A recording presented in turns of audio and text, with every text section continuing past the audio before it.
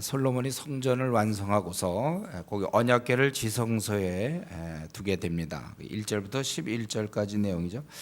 제사장들이 궤를 매게 되고 3절에 보면, 그리고 또 레위 사람들도 함께 도와서 회막이나 또 거룩한 성막 안에 모든 거룩한 기구를 메고 그들이 올라왔고, 백성들은 많은 제물을 드렸습니다. 그리고 그 언약궤는 채를 낀 채 놔둬서 채가 길므로 8절에 보면 성소에서도 보이다. 아마 문이 열렸을 때겠죠. 그때 성소에서도 보이더라. 궤 안에는 그렇게 아주 가장 중요히 생각하는 궤 안에, 법궤 안에 가장 그들이 지금 이스라엘 민족이 가장 중요시하는 그 법궤 안에는 바로 하나님의 말씀이 들어있어요. 지금도 마찬가지로 우리가 말씀을 가장 우선시해야 되는, 어떤 사람은 체험을 우선시하고, 또 어떤 사람은 기적, 또 어떤 사람은 받은 축복, 뭐 이런 걸 우선시하지만 우리는 말씀을 항상 품고 있어야 돼요. 말씀이 제일 중요한 것이죠. 그랬을 때 제사장 성소에서 나올 때 구름이 여호와의 성전에 가득하며, 이것은 출애굽기 40장에 나오는 모세가 그렇게 했을 때 회막에서 들어갈 수 없을 만큼 바로 그렇게 하나님의 영광이 가득했다고 그랬습니다. 그래서 제사장이 나올 때 성전에 구름이 가득했고, 이 말은 11절에 하나님의 영광이 여호와의 성전에 가득합니다. 성전을 지었고, 그리고 가장 중요한 법궤를 거기다가 안치했습니다. 지성소에. 말씀 그대로 순종한 거고, 그랬을 때 결국은 10절 11절에 있는 것처럼 하나님께서 이스라엘 너희들과 너희 백성들과 함께 하겠다, 그런 사인이죠. 그 구름이 가득했다. 하나님께서 받아주셨다는 거예요. 사실 말이죠, 이스라엘 민족이 이때 참 좋았을 거예요. 왜냐하면 하나님이 와 계시는구나, 우리를 받아주신다, 동행하신다, 이런 사인인데, 하나님께서 받아주심의 그런 상징적으로 구름이 인간이 만든 성전에 가득했다는 것입니다. 그 당시 이스라엘 사람들, 그 이후는 이제 그렇게 안 되지만은 참 마음이 좋았을 거라고 생각하는데, 하나님이 우리와 함께함, 지금도 마찬가지. 저와 여러분들이 하나님이 나와 함께한다, 이것을 느끼며 사는 사람이 있고, 그걸 느끼지 못하며 사는 사람이 있어요. 이거를 느낄 때 자기가 알아요. 하나님이 나랑 동행하고 있다, 안 한다, 자기가 압니다. 이거는 그럴 때 아주 힘이 있는 거예요. 하나님이 나와 함께한다. 그럴 때 아주 우리는 아주 용기가 있는 것입니다. 여러 상황을 우리 돌진할 수 있어요. 하나님이 나와 함께한다. 그래서 상황이 아주 안 좋아도 돌격할 수 있고, 그래서 우리가 계속해서 나아갈 수 있는 것입니다. 그렇게 이제 모셔놓고 그 다음에 솔로몬이 연설을 하죠. 그래서 이 13절에 보면은 내가 주께서 이제 영원히 계실 처소가 되었다. 그리고 백성들에게 돌이켜 축복하며, 우리 15절에 있는 것처럼 입으로, 우리 여호와께서 그 입으로 내 아버지 다윗에게 말씀하신 것을 이제 손으로 이루셨다. 이 일로 인하여 다윗이 택함을 받았고, 우리 다윗에 보면은 그 17절 보면은 건축할 마음이 있었다고 그랬어요. 여호와의 이름을 위하여. 그러나 여호와께서는 그 마음이 좋지만, 그러나 19절 너는 성전을 건축하지 못할 것이요 내 몸에서 낳은 네 아들이 내 이름을 위하여 건축하리라. 바로 그 일이 20절에 보면 그대로 이루어져서 이제 이렇게 성전을 건축하고, 21절에 언약을 넣은 궤를 위하여 한 처소를 자기가 설치했다, 이렇게 얘기하고 있습니다. 그러니까 이 솔로몬이 이 모든 성전을 다 짓고 거기에 법궤를 놓고서 하는 얘기는, 이걸 다윗과 약속한 것이고 내 아들이 할 거라 그랬는데 드디어 그 일이 이루어진 것이다. 우리 이걸 볼 때 그렇다면 솔로몬은 7년 동안 열심히 성전을 건축할 때 자기가 하고 있는 일이, 이거 자기 아버지 다윗에게 하나님께서 약속하신 네 아들이 할 것이다, 그것을 그 말씀을 이루어 가는 거는구나, 가고 있는 중이구나, 이걸 알았다는 거예요. 제가 보니까 그래서 그렇게 열심히 솔로몬이 지었던 것 같아요. 아마 이렇게 할 때 힘이 있었을 거라고 생각합니다. 자기가 하나님이 원하는 걸 지금 하고 있다, 뜻대로 하고 있다. 이건 뭐 지금도 우리도 마찬가지죠. 항상 이건 뭐 저희가 신앙생활 할 때 그 요체가 그겁니다. 하나님이 나와 함께 하시는 거. 하나님이 나와 함께 하신다면 우리는 참 보람돼요. 하나님이 나와 함께 하신다면 불안하지 않습니다. 두려움 없어요. 일이 그르쳐도 혹시 내가 요즘 신앙생활 잘 안 하니까 이런 일이 생긴 게 아닌가, 이렇게 잘 뭐가 막히고 좀 어려움을 당할 때 아이고 내가 신앙생활 잘못한 거 아닌가 하고 자기가 좀 불안해하고 좀 양심이 좀 편하지 않는, 그것과는 전혀 다른 삶이죠. 오히려 어려운 일 당하고 힘든 일 당하고 안 좋은 일 당해도 괜찮아요. 하나님이 함께 하시는데, 하나님이 함께 하시기 때문에 뭐 걱정 없습니다. 우리가 사실은 이렇게 해야 돼요. 내가 지금 하고 있는 일 하나님의 인가가 있다. 하나님이 이거는 허락하신 것이다. 이거 확신만 들면요, 그럼 참 우리가 아주 강하게 살 수 있습니다. 그리고 힘있게 살 수 있어요. 쫓기지 않아요. 마음이, 심령이 평안하죠. 자기가 좀 하나님이 좀 뜻이 아닌 것 같다, 이렇게 될 때가 힘들죠. 이럴 때는 자신이 없는 거예요. 이럴 땐 세월만 보내는 겁니다. 우리가 이런 면에서 우리가 이런 삶을 어떻게 하든지 살아야 됩니다. 뭐 돈은 없어도 괜찮아요. 직이 없어도 괜찮은데 요 마음이 없으면 힘듭니다. 성도는 내가 돈은 없어도 일은 꽉 꼬여도 나는 지금 하나님 뜻을 가고 있는 중이다. 하나님 뜻을 내가 순종해서 그 뜻대로 행하는 중이다. 이럴 때 힘이 있는 것입니다. 그래서 솔로몬은 자기가 하고 있는 일이 하나님께서 약속하신 일이다. 여러분, 이 성전 건축 결국 보니까, 다시 한번 보니까 결국은 16절 17절 보니까 이것은 결국 다윗이 하나님을 향한 그 뜨거운 마음, 하나님의 은혜에 감사한 마음, 그의 사랑과 헌신, 그러한 마음이 열매 맺은 것에 불과한 것입니다. 성전 건축이라는 것은 솔로몬은 열심히 지었지만 사실 그렇게 짓게 된 그 처음은 다윗의 열정이었어요. 솔로몬의 열심이 아니었습니다. 다윗이 하나님 앞에 그런 마음을 품었다고 지금 여기 보니까 17절에 성전을 건축할 마음이 있었더니, 18절에 보면 여호와께서 내 아버지 다윗에게 이르시되 내가 내 이름을 위하여 성전을 건축할 마음이 있으니 이 마음이 내게 있는 것이 좋도다. 우리 하나님도 그것을 기뻐하셨어요. 벌써 그런, 나는 이렇게 왕궁에서 거하는데 하나님, 물론 하나님 거기 거하지는 않겠지만 상징적으로 어떻게 저런 회막에서 천막을 치고 그런 데서 어떻게 그런 데서 있을 수가 있겠는가. 그 마음이 아팠다. 하나님께 더 잘해드리고 싶은 마음이 있었고, 그 마음, 그것이 결국은 이제 드디어 아들 때의 성전 건축으로 나타나는 것입니다. 우리 아는 대로 뭐 허드슨 테일러, 그가 중국 내지를 향한 그 뜨거운 마음이 결국 오늘날 그 OMF의 태동이라고 볼 수 있어요. 허드슨 테일러의 그 마음, 내가 하나님을 향한 열심과 헌신. 여러분, 이것은요 후세에까지 전달이 됩니다. 이걸 우리가 기억해야 돼요. 내가 지금 우리가 이제 살아봐야 지금이 2008년도니까 뭐 대충 다 만약에 계속 간다면 2100년, 거의 우리가 없겠죠. 2100년쯤에는.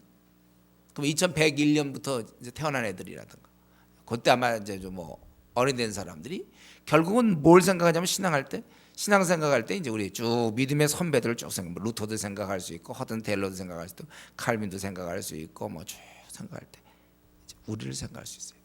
나를 생각할 수 있어야 돼. 그때 그렇게 살았구나. 여러분, 우리가 영향을 줄 수 있는 존재라는 생각을 또 한번 하셔야 돼요. 우리는 나 하나 이렇게 잘 사는 거, 그것도 물론 중요해요. 그러나 영향을 줄 수 있다는 사실을 생각하셔야 됩니다. 그래서 우리가 죽어서도 후세 사람들이 기억할, 우리가 그러한 일을 하다가 우리가 죽어야 됩니다. 여러분, 우리가 그러니까 그런 일을 꿈꾸어야 돼요. 그래서 우리가 좀 비전을 좀 잘 가지십시오. 그냥 가만 보면 결국은 뭐 그냥 잘 먹고 잘 사는 거 아닌가. 그럼 후세들이 기억하지 않아요. 그 사람 잘 먹고 잘 살았다는 거, 그건 누가 기억하겠습니까? 하나님 나라를 위해서 어떤 마음을 품고 살았는가. 여러분, 짧은 우리 70년 80년만 생각하면 너무 이런 면에서 억울해. 우리는. 왜냐하면 내가 지금 바른 신앙 가졌잖아요. 바른 신앙 갖기가 얼마나 어려운데 이걸 이대로 끝낸다는 것, 너무 억울한 거예요. 우리도 보면 뭐 아주 특별한 기술을 갖다 혼자 터득해 놓고 후손에게 넘겨야 되는데 그걸로 끝나면 억울하잖아요. 내 신앙 당대에만 그런 상황에서 어떻게 그런 신앙을 가졌을까? 나는 좋아. 신앙을 가졌어. 그걸로 끝나면 그건 참 너무 손해라는 거야. 하나님 나라 관점에서. 그 신앙이 후배들에게 전달되고 또 전달돼서 계속해서 나와 같은 사람이 일어나고 일어나야 된다는 것입니다.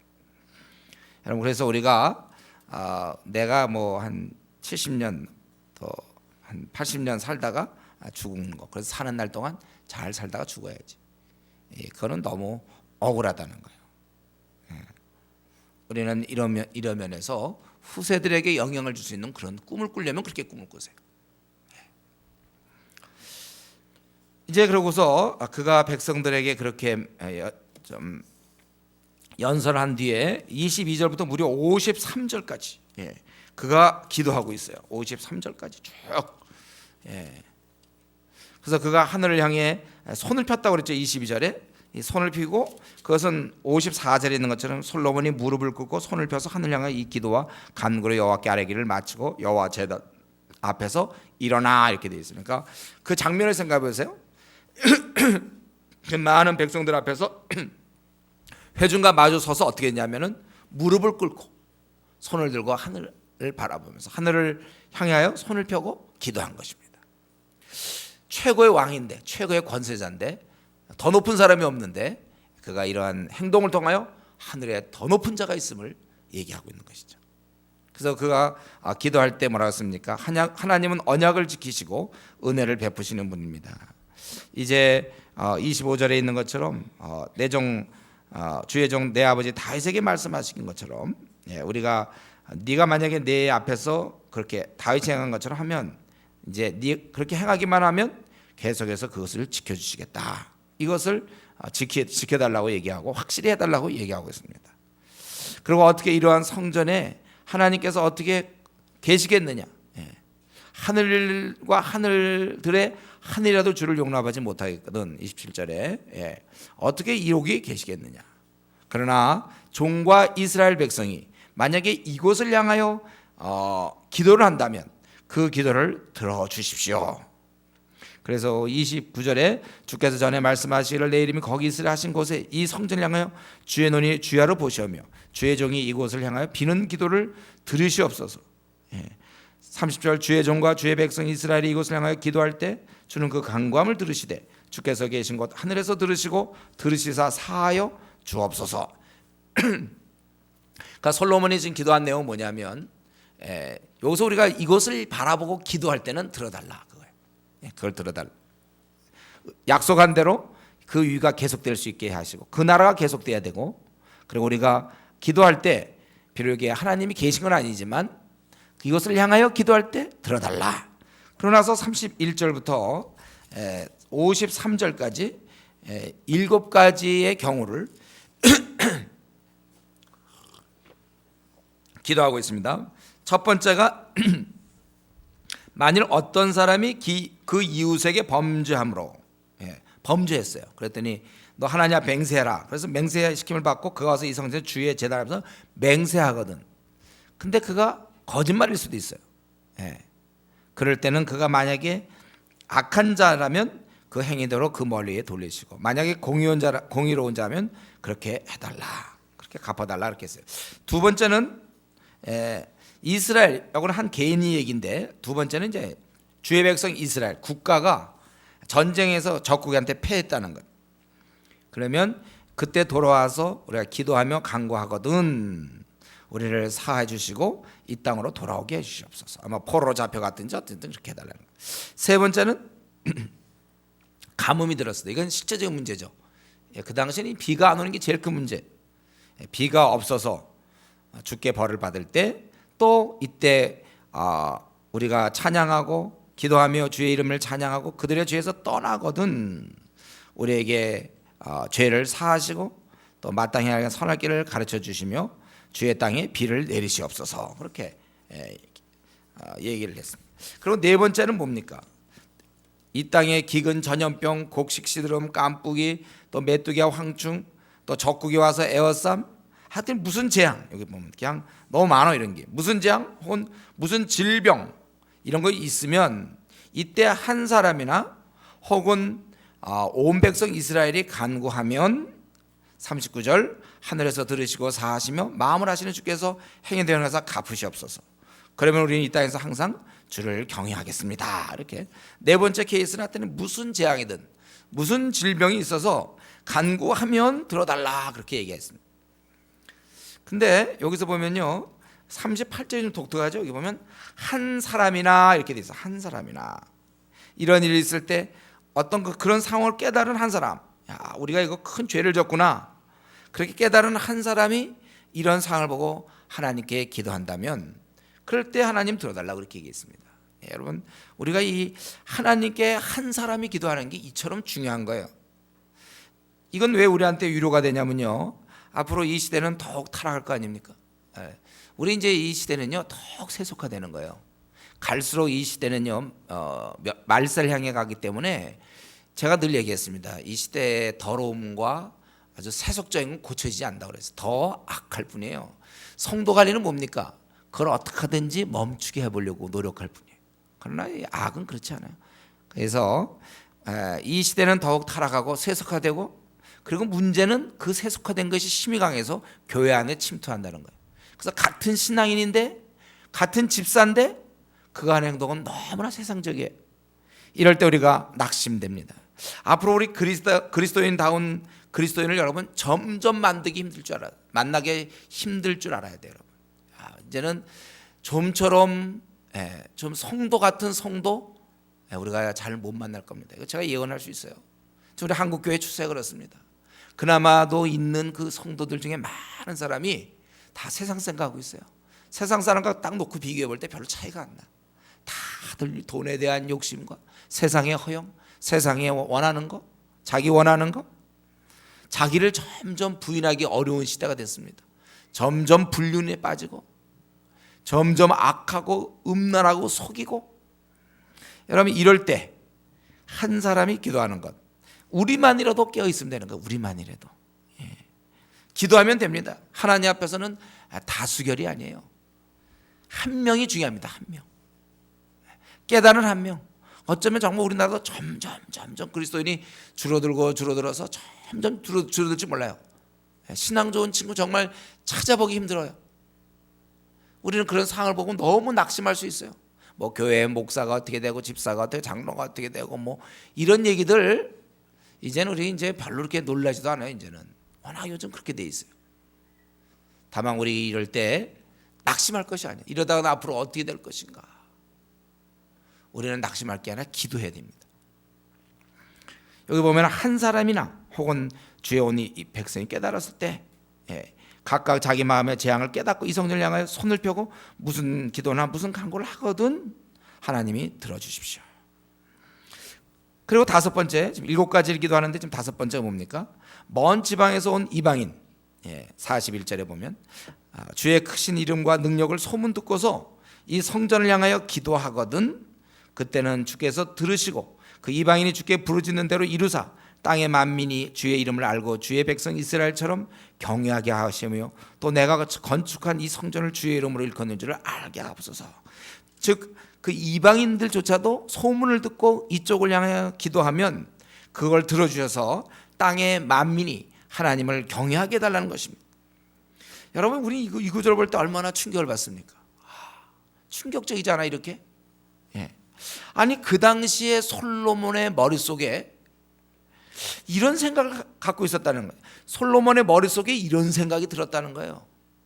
어떻게 기도하는 것 앞부분은 좀 이해가 되는데 지금 다섯 번째 기도 제목 먼 지방에서 온 이방인들 이방인들조차도 그렇게 기도하면 들어주십시오. 더내 이때가 구약시대인데 근데도 솔로몬은 아주 깨어있는 영성을 가지고 하나님은 만민의 하나님이 돼야 된다는 사실이었습니다. 참 오늘날 우리 그리스도인을 부끄러워요. 오늘날 교회를 10년씩 다녀도 아직까지도 이 한국을 조그만치도 벗어나지 못한 사람 많이 있어요. 그냥 아직도 뭐 외국에 대한 생각 전혀 안 해요. 우리나라에서도 지금 할 일이 많은데 무슨 외국이냐 이런 생각. 소위 신약시대 때 이미 주님은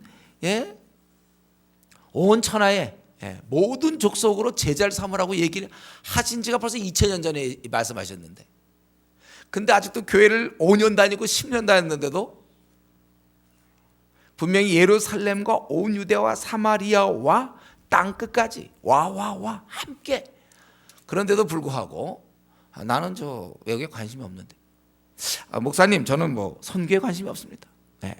아직도 우리 한국에도 이런 사람이 10년 된 사람, 집사 중에도 이런 사람이 있다니까.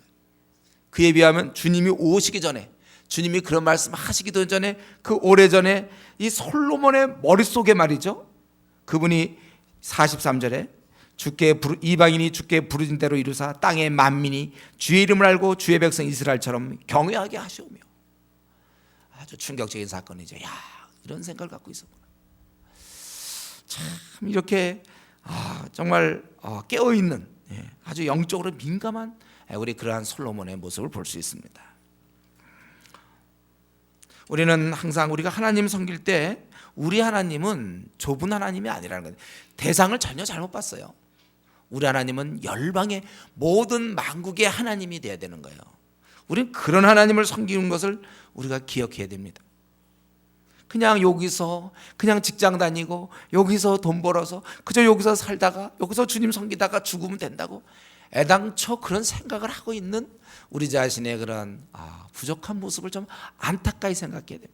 어떻게 이렇게, 솔로몬은 나중에 또 잘 믿지도 않았잖아요. 나중에는 그런 자도 이런 생각을 그때 하고 있었는데, 그렇기 때문에 우리는 이미 주님은 모든 족속 제자 삼으라고 이미 명령하셨고, 또 예루살렘과 온 유다 사마리아 땅 끝까지 이르러 증인되라고 이미 말씀하셨는데, 그동안 우리 혹시 이런 면에서 내가 감각을 잃었다면 오히려 회개할 문제.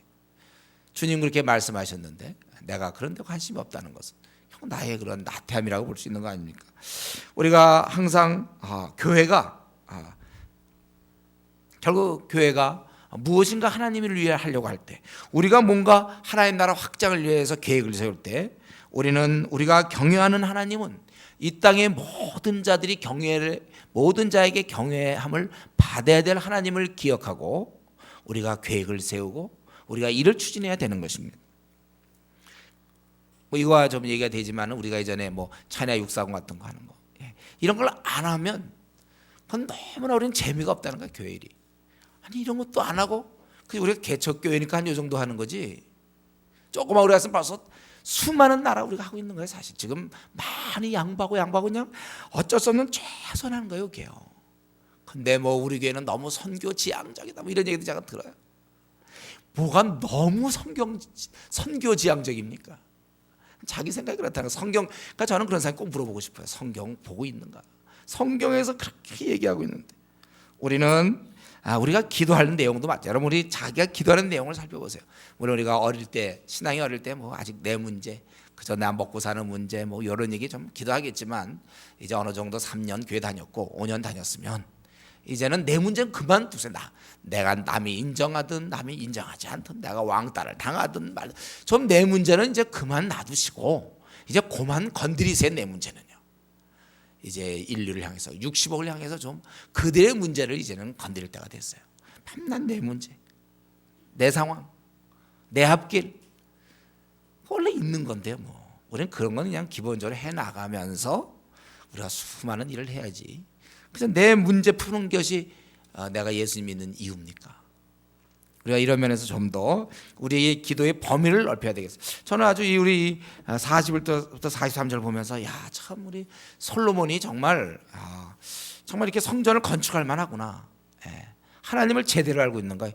이 땅의 만민이 말이죠. 주의 이름을 알고 주의 백성 이스라엘처럼 경외하게 하시오며, 이렇게 이런 걸 기도했다는 거예요. 여섯 번째로, 그리고 싸우고자 할 때, 이제 전쟁하러 갈 때도 우리가 기도하거든. 우리를 돌아보시옵소서. 이거 실제적으로 그 당시에 실제적인 기도 제목들이죠. 그리고 마지막으로 46절에 보면 범죄하지 아니하는 사람이 없사오니 그들이 주께 범죄함으로 주께서 그들을 진노하사 그들을 적국에 넘기심에 적국이 그들을 사로잡아 원근을 막론하고 적국의 땅으로 들어간 후에 그들이 사로잡혀간 땅에서 스스로 깨닫고 그 사로잡은 자의 땅에서 돌이켜 주께 간구하기를 우리가 범죄와 반역을 행하며 악을 지었나이다 하며 자기를 사로잡아간 적국의 땅에서 온 마음과 온 뜻으로 주께 돌아와서 주께서 그들의 조상들에게 주신 땅 곧 주께서 택하신 성읍과 내가 주의 이름을 위하여 건축한 성도님 쪽을 향하여 주께 기도하거든. 이들이 포로 잡혀, 근데 실제로 이게 이루어지지 않습니까? 어떻게 이런 걸 미리 봤는지 몰라요. 그래서 그렇게 기도하거든 주님은 또 돌보시며 범죄한 백성을 용서하시고 50절 그리고 그 사로잡아간 자들에게 불쌍히 여김 받게 해주셔서 그들이 이제 51절에 있는 것처럼 그들이 애굽에서도 이렇게 오지 않았느냐 이거죠. 그들의 부르짖는 대로 들어주십시오. 52절에 우리 주님께서는 이들을 특별히 기업으로 삼으셨기 때문입니다. 그렇게 얘기하고 있습니다. 지금 7가지를 쭉 얘기했는데요. 여기서 우리는 좀 한두 가지를 좀 배워야 되겠죠. 이들이 범죄의 여러 어려움을 겪게 됩니다. 그럴 때 이에 대한 해결책은 그 어려운 상황을 어떻게 피하거나 어려운 상황에서 놓이거나 풀리는 것이 아니라 그걸 기도하는 게 아니라 뭘 기도하냐면 죄 용서를 달라고 그래요. 그래서 우리를 사해 달라고. 우리가 잘못했다고 그랬을 때 우리를 사해 주십시오. 여러분 이만큼 죄 용서함 받는 것 이게 우리 신앙에 있어서 너무나 중요한 것입니다.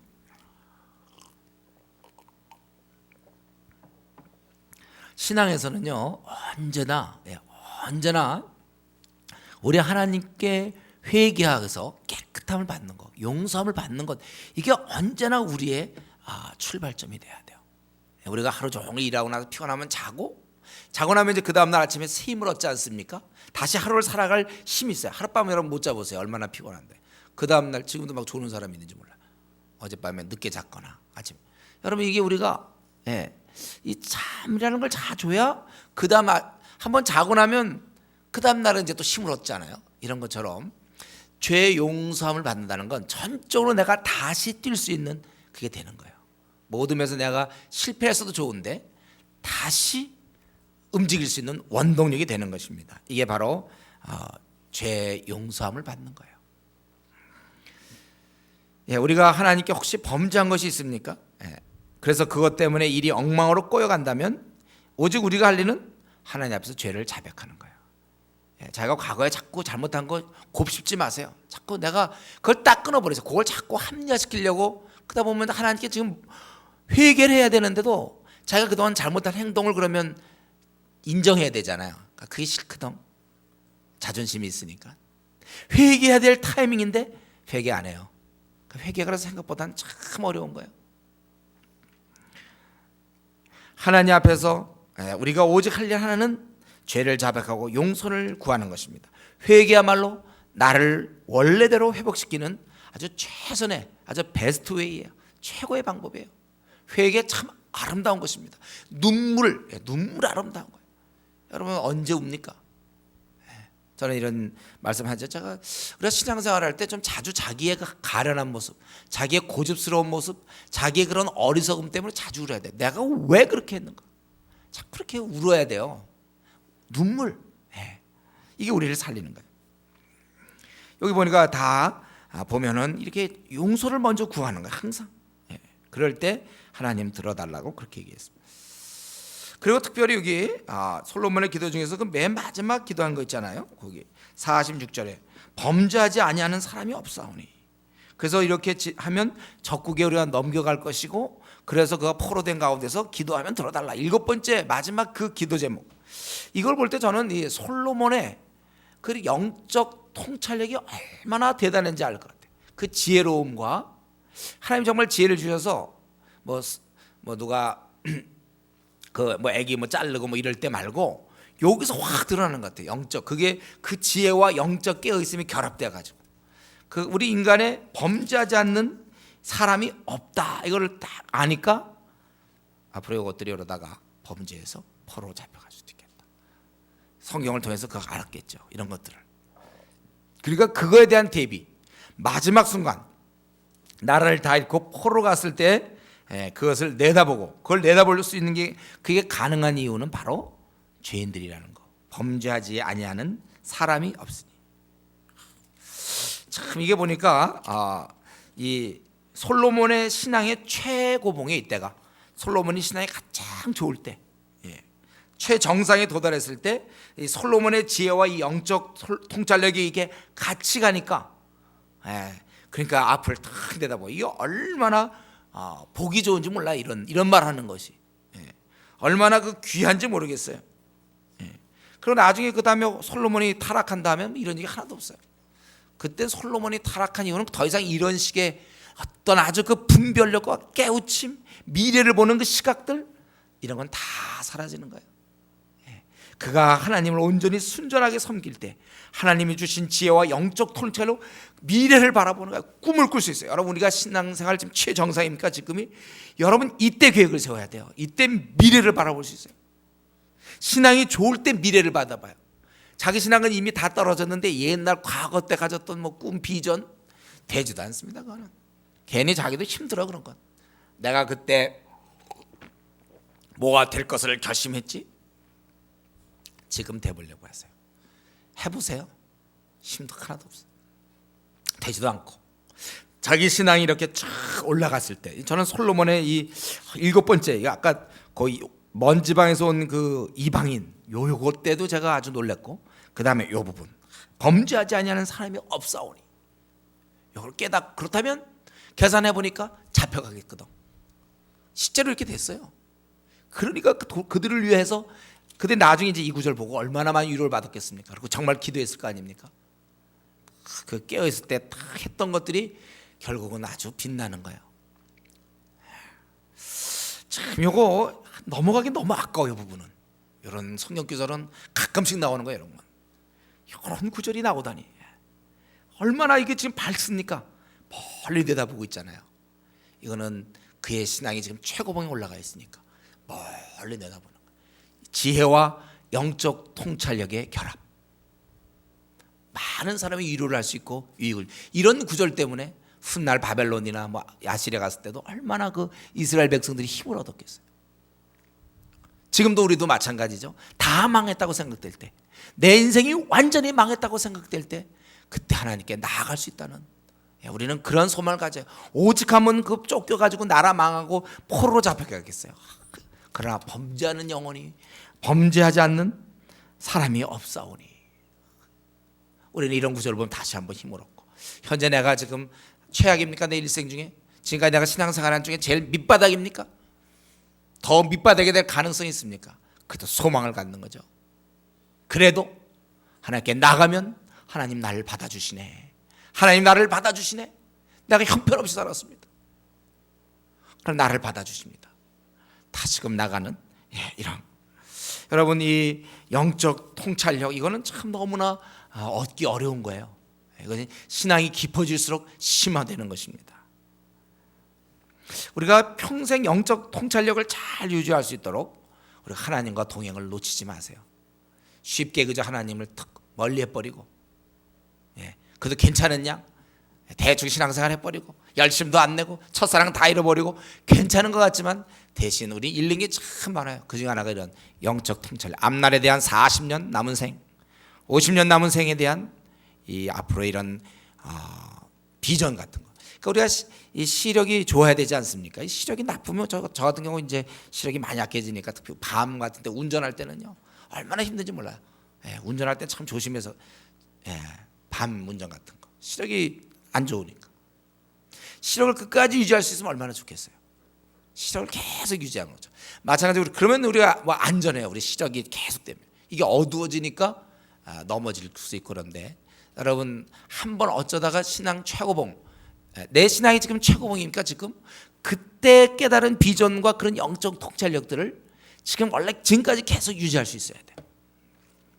그리고 앞으로 더 내다볼 거예요. 앞으로 이 우리나라 전체를 내다볼 것이고, 중국과 이 아시아, 아프리카 전체를 내다보면서 자기의 꿈은 계속돼야 되니까, 과거에 자기가 어떤 거 경험했던 거, 과거에 세웠던 비전 자꾸 울거먹으면 안 돼요.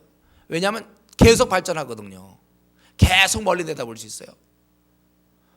그래서 우리가 중국이 아니에요. 우리는 지금 전 세계를 바라봐야 되고, 수많은 일을 차이나 640 같은 거, 저런 거 앞으로 수백 개가 더 나올 수도 있어요.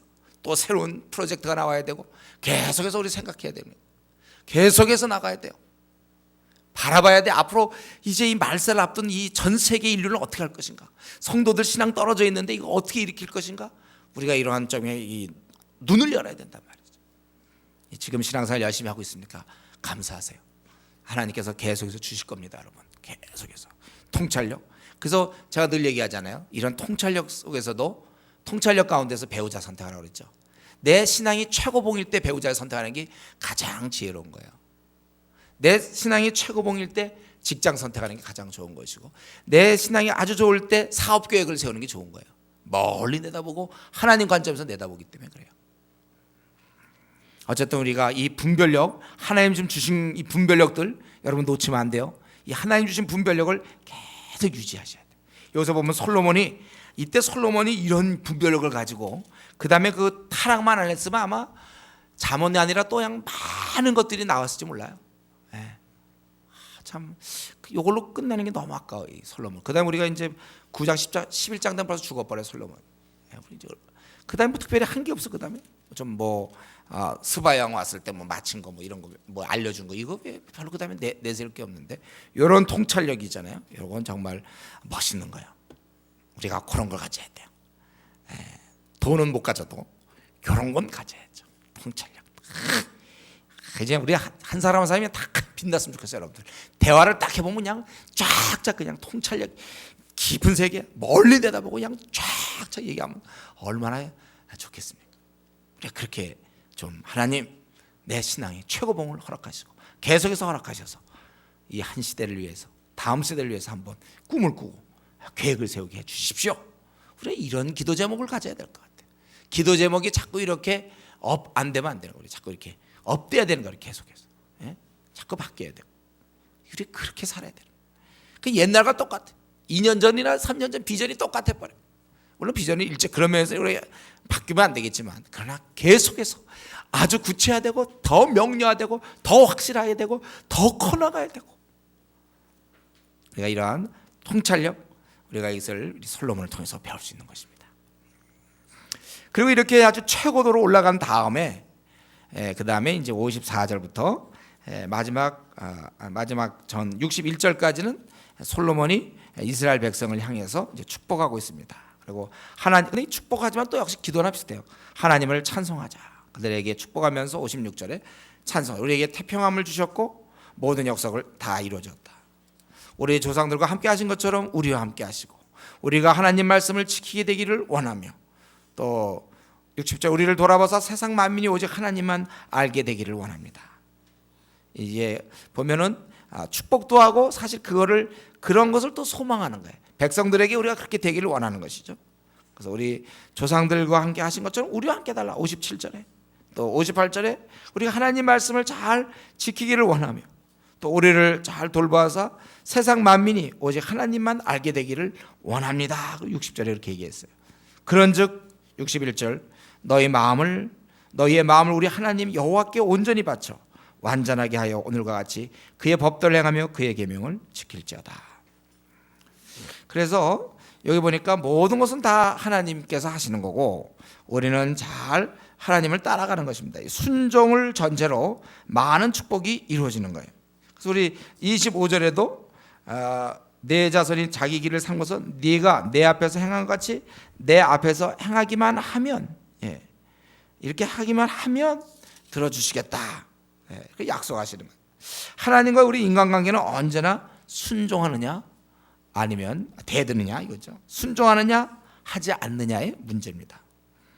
순종할 때 하나님께서 복 주시는 거예요. 그래서 이런 많은 축복을 허락하시는 겁니다. 그래서 순종하면 하나님이 많은 복을 주신다. 구약 때뿐만 아니라 신약 때도 마찬가지죠. 신약 때도 우리가 하나님 앞에 정말 순종하고 신앙생활 제대로 하면요, 제대로 믿으면 우리는 많은 복을 받습니다. 가장 대표적인 게 우리 평안이죠. 평안, 희락, 그리고 비전의 새로워짐, 행복, 만족. 그리고 실제로요, 여러분, 먹고 사는 문제도 신앙을 생활 잘하면 사실 잘 먹고 살 수 있어요. 우선 성실하잖아요. 그리고 우선 술 같은 거 안 먹잖아요, 우리는. 그러니까 실수 같은 거 안 하고 술값 안 들고 아무도 그게 저축하는 거지 뭐예요. 담배도 안 피니까 그것도 또 술 안 먹죠. 담배 안 펴보세요. 얼마나 남습니까? 벌써 그것만 해도 부자 된 거잖아요. 그 정도만 해도. 실제로 그러니까 불신자보다 신자가 잘 살 확률이 훨씬 많아요. 보통 세상에서 술 먹으면 뭐 한 번 먹으면 막 10만 원씩 먹고 막 이러는데 그거 안 먹고 모으니까요. 또 아무래도 술 먹고 실수할 수 있지만 우리는 술 안 먹으니까 실수 안 하잖아요. 그만큼 우리는 잘 살 수 있다는 거예요. 그리고 주위 사람 우리에게 신뢰하기 때문에 돈이라도 빌려줄 수 있죠. 뭐 좀 하려고 그럴 때. 믿을 수 있으니까 저 친구는 거짓말 안 하고. 또 우리는 뭐예요? 도박 안 하잖아요. 도박하는 사람들 대부분 땁니까? 대부분 잃죠. 도박해서 뭐 돈 벌어가지고 그걸로 무슨 그런 게 없어요. 다 도박해서 다 망했다는 얘기하는 거죠. 도박해서 돈 따봐야 소용없어요. 그건 금방 써버려요. 성경에 있는 것처럼 우리가 땀 흘리고 번 돈이 아닌 것들은 다 그냥 나가는 거예요. 도박 같은 거 그게 되겠습니까? 그런 게 우리나라에 지금 300만 명이 중독돼 있어요. 우리는 이제 실제로도 우리 좀 신앙 가지면 좀 잘 먹고 잘 사는 건 맞아요. 근데 우리가 꼭 그 말은 부자 된다는 뜻은 아니고 어쨌든 우리가 신앙생활 제대로 하면 일단 마음이 평안하잖아요. 마음 평안하고 스트레스 잘 안 받고 사람을 미워할 때 막 힘들지만 사랑하니까 그래서 우리가 오래 살 수도 있는 거예요. 신앙생활 하면서. 그저 우리가 할 일은 하나님 앞에서 순종하는 것입니다. 불순종이 아니에요. 이것은 마치 부부관계도 마찬가지잖아요. 아내가 남편이 한 얘기 중에 죄 짓는 거 빼고는 다 순종하면 되는 거예요. 눈에 보이는 예수님이잖아요. 그냥 순종하면 되는데 그 순종 안 해갖고 부부 사이가 안 좋은 거예요. 간단히 얘기하면 잘 안 하거든요. 순종하면 되는데 그 가정에 큰 복을 받아야 말씀대로만 하면 내 남편에게 복종하라. 그런데 그거 안 하니까 집안이 힘든 거예요. 행복할 수 있어요. 우리 뭐 행복의 비결 간단합니다. 죄 짓는 것이 아니라면 남편에게 결혼한 다음에 그냥 복종하세요. 죽게 하듯. 그럼 우리가 아주 그 남편의 사랑을 받게 되고 신뢰하게 되고 부부관계가 좋게 되는 거예요. 우리 여기 하나님 앞에서 우리는 할 일은 그래서 자기가 생각할 때 하나님께 대들지 말고 자기가 순종하는 거예요. 그러니까 지금 좀 놀다가 때가 되면 내가 이제 하나님께 순종하겠다. 이게 제일 안 되는 거니까 이건 불순종이에요. 이게 지금 불순종의 기한 얼마간 갖겠다는 거거든요. 왜 그런 생각을 하는지 몰라요. 그리고 이제 이게 다 끝난 다음에 이 성전 봉헌식을 합니다. 이제 하나님께 드리는 거죠. 이 성전을. 그래서 거의 희생제물을 드린다고 그랬잖아요. 그 희생제물 화목제물이라고 그랬는데 그것이 얼마큼인가 63절에 이게 중요하지 않은데 성경에 이렇게 써 있는 걸 보니까 무슨 의도가 있겠죠. 저는 의도는 잘 모르겠는데 물론 많았다 그건 되죠. 많았다. 근데 63절에 보면 드린 소가 22,000마리요. 소가 22,000마리요. 양이 12만 마리라. 뭐지 드린 거야. 굉장히 드려서 하나님께. 그리고 64절에 보면 번제와 소제와 감사제 기름을 드리고 노제단이 작음으로 다 용납할 수 없었다는 거예요. 아마 보존 뭘 좀 만들어 어떻게 좀 했는지 어마어마하게 드렸다는 것입니다. 그때 솔로몬이 7일과 7일 도합 14일간을 우리 하나님 여호와 앞에 절기로 지켰는데 그러니까 이게 7월 달이니까 초막절이죠. 그리고 8째 날에 솔로몬이 백성을 돌려보내매 그러니까 아마 초막절 절에 7일 지내고 그러면서 이제 초막절을 절기로 지킨 것 같아요. 그래서 8째 날에 백성을 66절에 돌려보냈더니 그러니까 돌려보내 백성이 왕을 위하여 축복하고 자기 장막으로 돌아가는데 여호와께서 그 종 다윗과 그의 백성 이스라엘에게 베푸신 모든 은혜로 말미암아 기뻐하며 마음에 즐거워하였더라. 이렇게 되어 있습니다. 지금 우리는 이 열왕기상 8장 이것을 살펴보면서 이렇게 솔로몬 왕이 제대로 신앙을 갖고 이스라엘 백성을 이끌고 나가니까 모든 것이 이렇게 아름답게 일이 이루어지는구나 이걸 볼 수 있어요. 지도자가 하나님 앞에 바로 설 때 백성이 복을 받는 거예요. 그리고 이때 솔로몬은 이때가 생애 가장 빛날 때입니다. 그 이후로는 아마 솔로몬에 대해서 가장 멋있을 때 가장 힘 있을 때 가장 귀한 추억은 이거예요. 아마 그거 나중에 방탕하고 술독에 빠지고 여자에게 빠지고 그럴 때도 문득 아마 이때를 추억했을지 몰라요. 그때 내 신앙은 최고봉이었는데 그때 참 내 마음에 희락이 있었는데 만족함이 있었고 이때 당당함이 있었단 말이죠. 아주 빛났어요 이때가.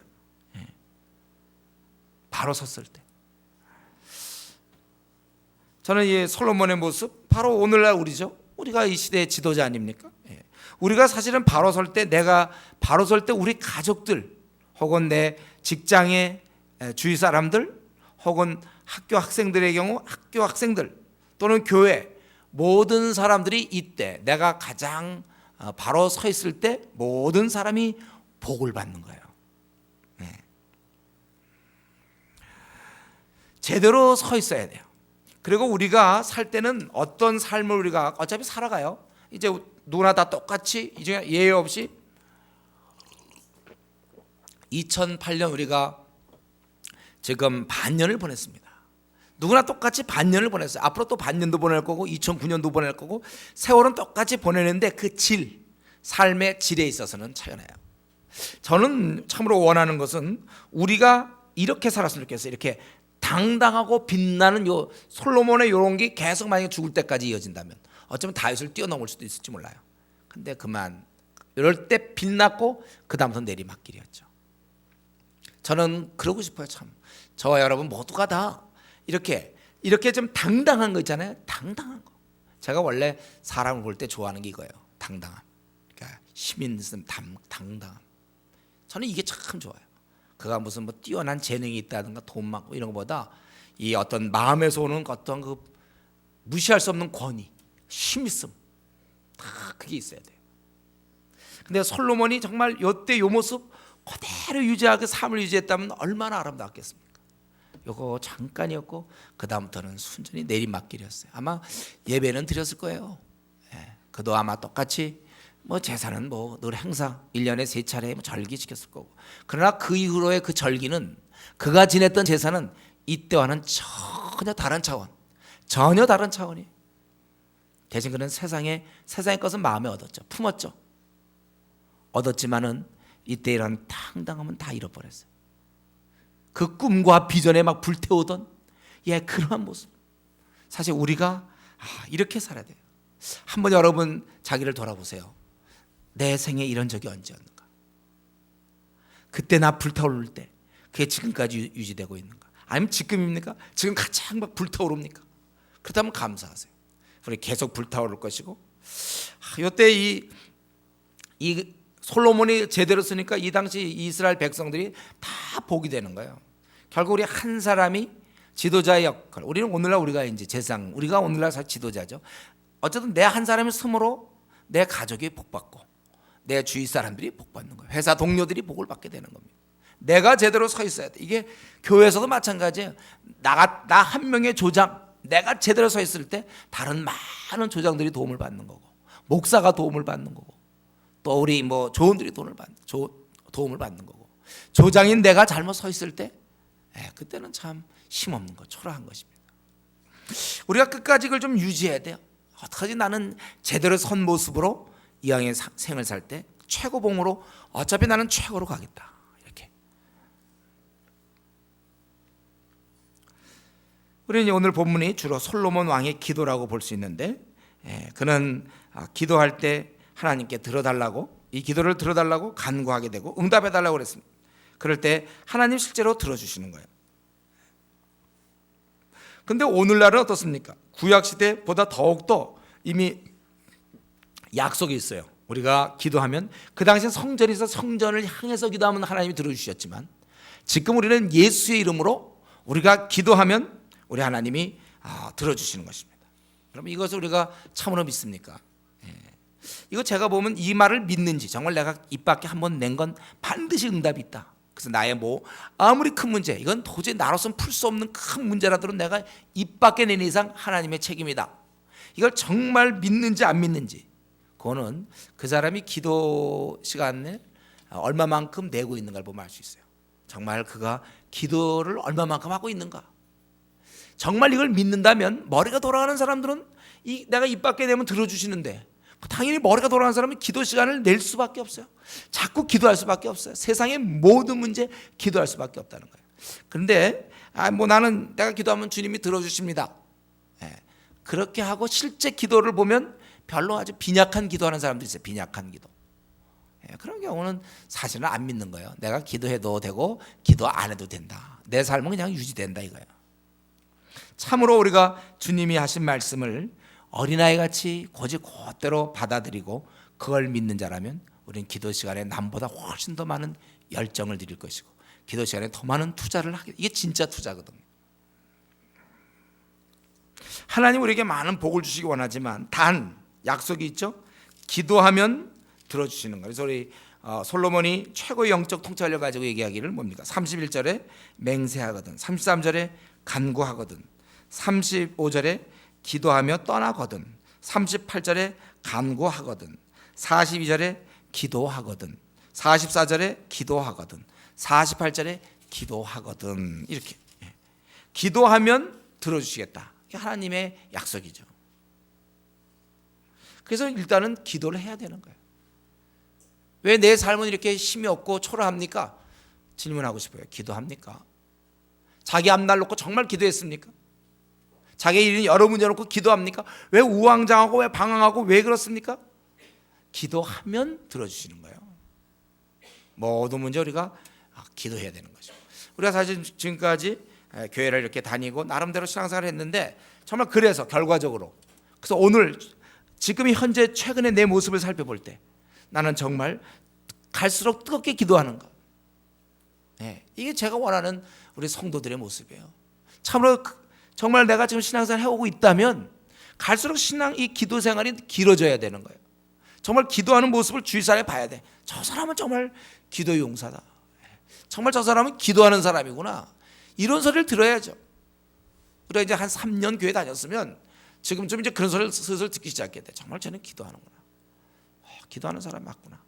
그래야 우리 세상에 무서운 것이 없죠. 성경에서 이미 얘기했잖아요. 겟세마네 동산에서 기도하신 주님은 승리하셨고 그때 잤던 베드로는 결국은 실패할 수밖에 없었다고 얘기했어요. 우리가 이 기도하면 이루어지는 거예요. 그러니까 여러분 혹시 어떤 답답한 문제 있습니까? 풀리지 않는 문제. 저는 그 문제에 대해서 대부분 풀리지 않는 문제 오래 갖고 있는 사람들, 기도 안 하는 사람들이에요. 기도 안 해요. 속만 상해야지. 기도를 해야죠. 정말 하나님께 좀 기도해야 되는 거 아니에요? 금식 기도도 좀 하고 너무 속상하면 그러니까 속이 안 상한 거예요. 기도하게 되거든. 하나님하고 좀 울부짖고 언제까지 막 우리가 자기 앞날에 무슨 결혼 문제 왜 나한테는 안 풀립니까? 그냥 좀 하나님 앞에 울부짖고 기도를 해야지. 그러니까 속이 태평한지 몰라요. 그냥 결혼 안 하면 그냥 뭐 지내지 뭐. 근데 다만 친구들 만나면 이제 나 결혼해야 되는데 이러지. 혼자는 그냥 괜찮은가 봐요. 내가 보니까. 그러니까 그렇게 지내죠. 아니면 확 좀 속에서 불이 좀 나와야 돼. 뭔가 말이지. 나 이 문제 갖고 언제까지 쥐하고 좀 우리가 기도해야 돼. 기도하면 들어준다. 우리 에스겔 36장 기억나죠? 이러한 모든 걸 계획할지라도 너희가 우리 다시 한 번만 더 봅시다. 우리 에스겔 37장이 유명하지만 사실은 36장이 얼마나 좋은 말씀인데 37장에 가려가지고 36장 우리 하나님께서 많은 약속을 하시고 축복을 하시다가 36장 37절에 주 여호와께서 이같이 말씀하셨느니라. 제 성경은 1208쪽인데요. 그래도 이스라엘 족속이 이같이 자기들에게 이루어 주기를 내게 구하여야 할지라. 이렇게 하나님께서 이렇게 너희들 새 영을 너에게 부어주시고 너희에게 이제 황폐하던 것을 이제 정말 에덴처럼 만들고 막 그랬지만 그러나 여호와께서 이같이 말씀하신다. 그래도 이스라엘 족속은 이같이 자기들에게 이루어주기를 내게 구하여야 할지라. 우리가 뭐 때문에 40일 기도를 하고 있습니까? 우리가 그냥 꿈이 많아요. 하나님이 아마 들어주실 거예요. 우리 앞으로 정말 교대를 허락하실 것이고 수십만의 일꾼을 키워서 우리 한국을 바꾸고 세계를 바꿀 우리는 그런 계획을 갖고 있고 어쩌면 하나님 우리에게 그걸 허락하셨는지 몰라요. 하나님 이런 계획을 갖고 있는지 몰라요. 그러나 기도를 해야 돼. 그래서 우리가 이번에 합심하여 우리가 이렇게 피곤한 몸을 이끌고 와서 다 지금 기도하는 거 아닙니까? 합심하여. 왜냐하면 이 말씀에 의지해 너희가 기도하여야 이루어주시겠다고 그랬어요. 그래서 우리가 기도하는 거예요. 그리고 마지막으로 우리 한 말씀만 더 드리고 마치겠는데요. 우리 이렇게 쭉 하고서 다 끝난 다음에 맨 마지막 66절의 말씀이 뭡니까? 이 모든 것이 이스라엘에게 베푸신 모든 은혜로 말미암아 기뻐하며 마음에 즐거워하였더라. 은혜를 받은 자들은 항상 이렇게 기뻐하고 즐거워하는 것입니다. 사실 이 구절이 66절에 나와야 이게 완성이 되는 거예요. 성전 봉헌식을 다 드리고 제사를 드린 결과 하나님 위해서 다 그렇게 한 결과 제대로 우리가 올바르게 다 섰을 때 그 결과는 결국 우리 마음에 남는 거는 마음의 깊은 평안, 기쁨, 즐거움이어야 된다는 것입니다. 우리가 하나님 말씀대로 걷기 시작할 때 하나님과 동행하는 자의 특징은 마음의 기쁨과 희락이 있어요. 그래서 우리가 어떤 일을 할 때 마음이 이상히 편하지 않고 기쁨이 없다면 그가 하나님 일인가 다시 물어봐야 돼요. 욕심 때문이 아닌가 생각해 봐야 돼요. 자기가 지금 길을 걸어가면서 이상하게 희락이 없어요. 기쁨이 없어요. 평안이 없어요. 고난은 물론 있습니다. 고난은 있어도 기쁨이 있고 평안이 있어야 되는데 이상하게 내가 지금 이 길을 가는데 별로 기쁨이 없어. 이거 어쩌면 위로부터 주지 않은 것일 확률이 많아요. 자기에서 밑에서 짜낸 것일 수 있어요. 우리가 제대로 모든 것이 원래대로 될 때, 하나님의 뜻대로 될 때, 그때 걸어갈 때, 그 결과 이들이 사실은 하나님 말씀대로 절기를 지키고 하나님 앞에서 다짐하고 하나님께 제물을 드리고 막 하나님의 고대로 초막절을 지키고 다 그 결과 그들의 기쁨과 마음의 즐거움이 넘쳤다는 거예요. 하나님과 제대로 된 관계는요, 하나님과 관계가 제대로 되면 기쁨이 쭉 흘러나오는 거예요. 우리 핏줄이 하나님과 제대로 이렇게 뭐가 되면 핏줄에 기쁨이 흘러가는 거예요. 그래서 기쁘게 되어 있는 것입니다. 우리도 무슨 여기 뭐 골맞거나 말이죠. 어떻게 몸에 어떻게 해서 막 긁어서 골무면 거기 자꾸 염증이 생기고 좀 불편해요. 그 고름 다 짜내고 나면 그럼 편해지는 거예요. 이제 손에 무슨 어떤 조그만 가시가 있어도 그거 하나 있으면요 얼마나 불편한지 몰라요. 그거 아무리 큰 게 있어도 그거 빼고 나면 그때부터 손을 만져도 아무도 편해요. 벌써 뺐는지 안 뺐는지 가시 같은 거 어떤 건 잘 안 보이거든요. 그거 덜 빼졌으면요 이제 빼놓고도 누르면 이상해. 좀 아프고 좀 이상해. 아리아리하고 좀 이상해. 별거 그거 있어. 그거 다 빼고 나면 이상이 막 문질러도요 그 전까지는 아프고 그래서 확실히 편해. 경험이 이게 다 이렇게 필요한 거예요. 그래서 우리가 성경을 이해하기 위해서 이런 거 경험이 필요해요. 그 이제 편하잖아요. 바로 그겁니다. 내가 지금 하나님의 어쨌든 뭘 하는지 난 관계없어요. 어쨌든 내가 지금 하나님과 동행한다면 마음에 기쁨이 있어야 돼요. 하나님도요, 하나님께서 우리 인간의 부족함을 아시고 하나의 그 시금석이랄까 하나의 나침판을 주신 게 있어요. 내가 지금 하는 일을 하나님과 내가 동행하고 있는 중이라면 내 마음은 기쁨이 있어요. 고난은 많이 있어요. 고난 갖고 얘기하면 안 돼요. 일이 안 풀린다든가 뭐 이런 거 있잖아요. 이런 걸로 얘기하면 안 돼요. 그런데 내가 진짜 하나님의 길을 지금 동행하고 있다면 내 안에는 행복이 있고 기쁨이 있고 만족이 있다는 사실을 여러분 아셔야 됩니다. 지금 그런 면에서 나는 참 나 지금처럼 살면 된다. 오늘이라도 나 주님 오셔도 나는 참 떳떳하고 행복합니다. 나 참 기쁨이 있습니다. 나 만족합니다. 됐어요. 그러면 여러분들 그대로 가세요. 지금 나 좋습니다. 지금 목사님 최고야. 나 지금 좋습니다. 오늘 주님 오셔도 좋고 나 이대로 너무 가는 거 좋아. 내가 어떻게 이런 길을 알게 됐는지 최고입니다. 만족, 대만족. 근데 고생은 좀 돼요. 고생은 그냥 마음은 난 평안하고 좋아요. 그러면 됐어요. 정말 그 사람은 그렇게 그 길로 그냥 가세요. 여러분 잘 된 거야. 그거 좋은 거 발견한 것 같아요. 근데 그렇게 얘기하고 싶은데 뭔가 이게 좀 찜찜해요. 아까 가시를 뽑은 것 같았는데 뭐가 누르면 좀 아프고 아직도 뭐가 있는 거예요. 여러분 이건 아직 주님과의 둘만이 주님과 자기만이 해결할 문제 아직 있어요. 손볼 문제가 진짜 있어. 손볼 문제. 신앙에 문제가 있습니다. 지금 이상하게 요즘 최근에 내 마음 평안하지 않다. 내 마음에 기쁨이 있다. 나 이전에 참 뜨겁고 좋고 그랬는데 평안을 잃었다. 기쁘지 않다. 지금 그 길이 문제가 있는 거예요. 하나님께 이거 해결해야 됩니다. 그래서 어쨌든 내가 분명히 이게 해결되면 모조품 스스로 위안 주는 거 말고 내부에서 흘러나오는 그 평안과 기쁨이 있어요. 우리 이러니까 우리가 신앙생활 하지 뭐 어떻게 신앙생활 합니까? 자기를 좀 나그네께서 내가 좀 잘 가고 있는지 못 가고 있는지 이런 걸 어떻게 알아요? 내가 제대로 됐다면 내 안에 기쁨이 넘쳐날 수 있어요. 뭔가 지금 내가 이런 걸 누릴 수 없다면 뭔가 막혀 있는 것입니다. 그렇기 때문에 우리가 참 이런 걸 때문에 오히려 감사할 수 있어요. 내 마음의 상태를 보면서 내 참 주님 안에서 만족하고 희락을 누리고 있는가. 제대로 되면 확실한 거는 내가 참 평안과 기쁨이 있는 거예요. 제가 그 얘기했잖아요. 제가 22살 때 모태신앙으로 있다가 사실은 밤낮 방황하고 매일 술 먹고 교회는 물론 다니고 교회에서 내가 정말 임원으로 봉사하고 막 그랬지만 제가 그때 처음 주님 만나고 나서 그때 평안을 처음 느꼈다니까. 주님 그때 만나. 그 전까지는 사실은 교회 생활도 하고 뭐 성가대도 하고 다 했지만 그냥 저는 기쁨이 없었으니까 그러니까 내가 사람들 만나기를 좀 싫어하죠. 그냥 친구들이랑 동기들과 놀러 갈 생각은 했어요. 교회 와서 동기 정도나 친해지. 누구 뭐 처음 오는데 뭐 관심을 갖고 처음 오셨습니까? 환영함 이런 소리 그런 거 없어요. 내 스스로 정리가 안 돼 있었는데. 자, 그러나 그날 주를 뵙고 나서 주님 만나고 나서부터 그 평안이 생기니까 얘기했죠. 제가 밤을 꼬박 새웠다고. 잠이 너무나 기뻐. 잠이 잘 수가 없어. 너무나 기쁘니까 잠이 안 오더라고요. 다 기쁜데 어떻게?